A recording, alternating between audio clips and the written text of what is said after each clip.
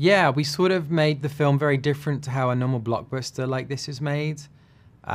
We didn't film in studios or against green screen. We went to all around the world. We went to 8 different countries. We filmed in 80 different locations just in Thailand. I think more than any other movie that ever filmed there. And then we did all the design for the movie at the end when we'd finished editing the film. Normally that design happens at the beginning, and that's what makes films very expensive, is you're chasing an idea, whereas we were like, forget that, let's just shoot amazing things, cut it together, and then design based on what we actually got, you know, and so it was a lot more efficient. We see a lot lately that AI receives a negative perception in public opinion and even in movies or TV shows.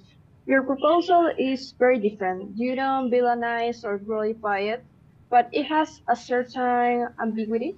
Why did you choose to make this creative decision? In our movie, I guess at the start of our movie, AI is the bad guy, right? And whenever you have a bad guy in a film, the actor who plays the bad guy, the first question they have for you is, to them, they are not bad. To them, they are the good guy, right? And everyone else is the bad guy. And so you have to see every character from their point of view. And the second you see the world from AI's point of view, you kind of feel sorry for them. You know, they're kind of like the new slave in a way, and it's hard not to have empathy. And so the film is very much exploring this idea of, you know, we've got to eradicate this thing. It's harmful, it's bad. And then you get thrown into this other world to try to destroy it. And whilst you're there, you start to learn that maybe you're wrong, and maybe there's another point of view. But you've already set in motion this thing that will happen. And so I wanted my hero of the movie to have the same feelings the audience has, which is, you know, you question, you know, is it right to switch off AI? Is it right to kill them? And it's just a computer, right? How can it be bad? Like, we don't have a funeral when we turn off our laptop, you know, who cares? Like, why isn't it like that? And so there's all these dilemmas that I find really interesting that the characters in our film have to deal with. But I like the idea that the robots in the film and the AI were probably built to do menial tasks, you know, like manual work and labor. And then at some point they were given freedom.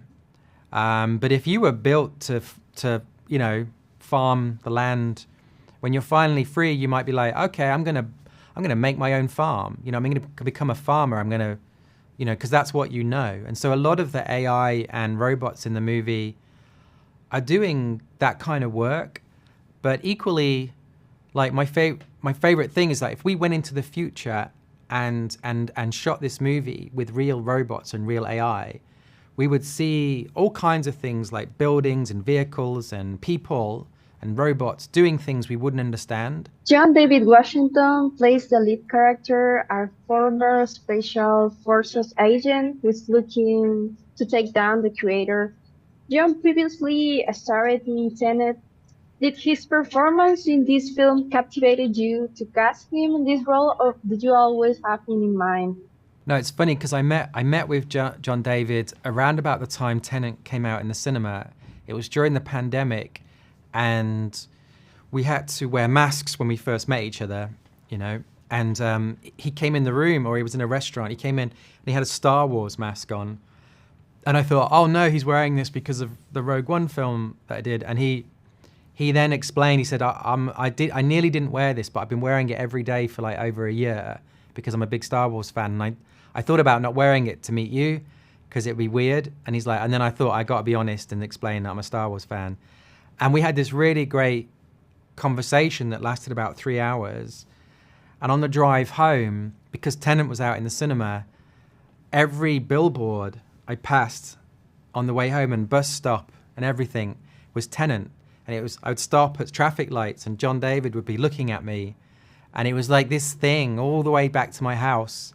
I just kept seeing him. And he was like, he was going, I'm going to be in your film. You know what I mean? Like, you're going to cast me, right? And by the time I got home, I was like, okay, let's do it. Let's do it. So after doing Monsters, Godzilla, Rogue One, like you said, I'm now the creator. Do you consider yourself established in the sci-fi genre? Would you like to continue exploring this type of narratives? Yeah, I mean, I love science fiction. It's my favorite kind of movie, I guess. I would like to at some point do other kinds of films, but if I got trapped in science fiction, I'd be very happy. I see no problem with that. There's so many there's more films that I would like to make than I'm going to have time to do in my career, so we'll see what happens.